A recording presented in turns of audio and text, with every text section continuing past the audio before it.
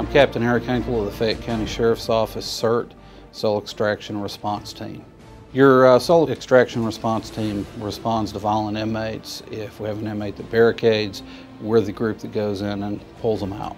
Our CERT team is here to help keep the jail safe. We do all the cell extraction response. Additionally, we do the searches in the facility. Our CERT team currently has 14 members. Cell extractions can be a very dangerous situation for both the inmate as well as staff, particularly when you're going into a cell that you don't own the territory. A lot of times inmates will slick the floor down using shampoo. The inmate's goal a lot of times is simply to injure one of our staff members. Our goal, on the other hand, is to go in and to safely remove the inmate without any of our staff getting injured. Additionally, we don't want to injure the inmate that the county is ultimately going to pay the medical bills on. To accomplish this, we typically look at a cell extraction and we determine what ground do we currently control. If the door is closed and the inmate is inside the cell, then we don't have active knowledge on where he might have weapons hid, if the floor is slicked down, what kind of traps he may have laid out, are there biohazard issues. We use an approach where we stage up on a door, we place a shield so that the inmate cannot exit the cell, and that contains the situation. From the doorway, we will give the inmate verbal commands and give them the opportunity to surrender. If the inmate chooses not to surrender, we then have less lethal technology that we're able to utilize to effect the arrest as safely as possible. That would include things such as taser, we have the pepper ball system, and we also utilize stun shields.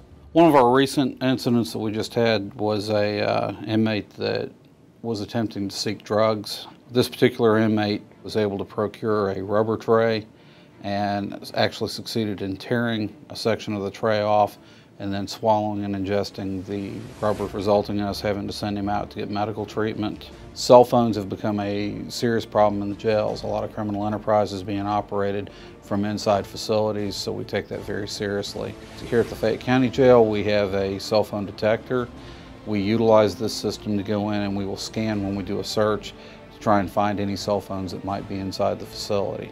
The inmates have learned a lot by watching the tactics that we utilize. They will attempt to find ways to counter our tactics. The common trend right now to combat the use of taser, a lot of times the inmates will either take a towel and they'll spin it, or they'll use a mattress as a body bunker to prevent us from making entry into the cell and using a taser to subdue them. Kind of the evolution there was the merging of using a pepper ball technology that we could disperse pepper spray inside the unit via the pepper ball delivery system. That enabled us to get beyond the body bunkers. As opposed to an inmate coming in that is cooperative, we may have a subject that's high risk, that's combative. In those instances, we'll bring CERT into booking. We will send the team out, remove the inmate from the vehicle, and we'll then escort them in and assist in the booking process to ensure that we get them safely processed in. The Fayette County Jail operates a direct supervision model, so when we have those combative inmates that come in, that's when they'll contact the CERT team. We will send our CERT team members down, and it's a far more aggressive response based on the inmate's behavior. Typically when we extract an inmate from a cell, they're going to be moved to a pre-designated location. That's typically going to be up in our booking area where we have better observation, and they'll be moved to an observation cell.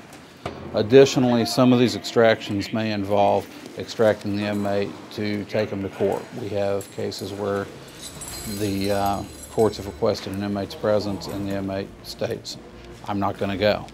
When a Superior Court judge issues that invitation, we ensure that it's followed. Contraband is a common problem in all jails. We bring the CERT team in on a regular basis, and we will go through and do a full search of the housing unit. It enables us to go through, find items inmates aren't allowed to have, seize those, and then take the appropriate disciplinary action. The purpose of today's cell search in GPOD was two rival gangs have been insinuating that they were going to have a violent episode. We wanted to ensure there were no weapons. During the search, we found a lot of nuisance contraband. We did locate several of the flex pens that had been altered to stiffen them so that they could be used to stab. One of the things that we found today in the search was we located some jail gang graffiti. This particular graffiti matched a tattoo that an inmate had on his neck. It was not a common graffiti that we would typically see, so it was pretty easy to identify which inmate was responsible for the graffiti on the walls. The inmate was moved up to our booking area, which enabled us to sit the inmate down, have him in an interview room where he's away from his associates. That gets the stigma of snitching removed to where you can talk to the inmate and find out what's going on and why they were putting the graffiti up. In this particular instance, he could be charged with interference with government property. Additionally, we can do in-house disciplinary, which can result in lockdown or loss of good time.